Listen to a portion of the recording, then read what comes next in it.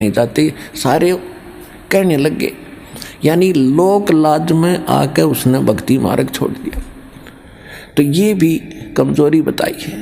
ये लोग कहते हैं, इसके बारे में परमात्मा बताते हैं कि कुल करनी के कारण यानी लोक लाज के कारण अनसा गया बिगो, यानी इसने भट्ठा बैठा लिया, भक्ति छोड़ दी।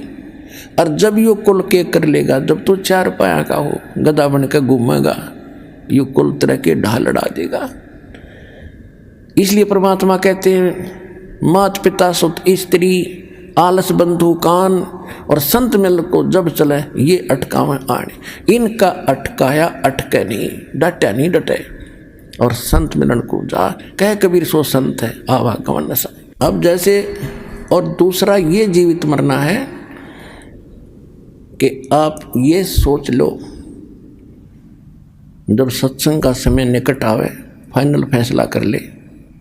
जब भी महीने में 2 महीने में जब भी आप उचित समझते हो ना, उस दिन टाल नहीं करे।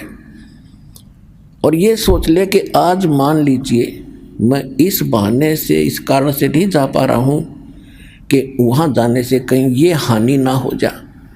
और क्या पता 1 मिनट में क्या बिजली गिर जाए, मृत्यु हो जाए तेरी, फिर परमानेंट टिकट कट गई, फिर और से काम तो फिर भी रह गया। इवन न्यू सोच ले, हे भगवान मेरी मृत्यु होगी, और जीवित मर कर सत्संग की तरफ चल पड़े। और 3 दिन 4 दिन 5 दिन जैसा समय 2 दिन आपका हो यहाँ लग गया। इब 3-4 दिन में कुछ काम खराब हो भी गा तो फिर जाके संभाल लेंगे। और जब परमानेंट टिकट कट जाएगी, जब क्या कर लेगा, तो फिर भी होना ही होना है।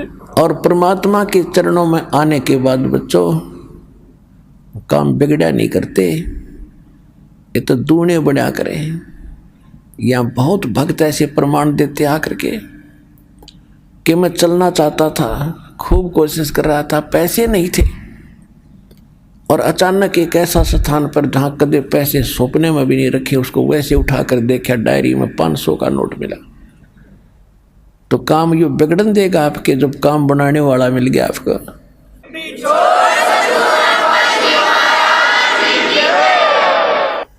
अब क्या बताते हैं, असंग जन्म तन मरता होगे, जीवित क्यों ना मरे रे। ये जीवित मरना है। और 12 दरमद मैल मठ बोरे बहुर ना दे धरे रे। अभी तक आप जी 10वां द्वार सुना करते थे। और एक यो जम्मू के अंदर रांजड़ी में एक मधु परमहंस नकली कबीरपंथी, इसने किताब पढ़ ली कबीर साहब की वाणी में 11वीं खिड़की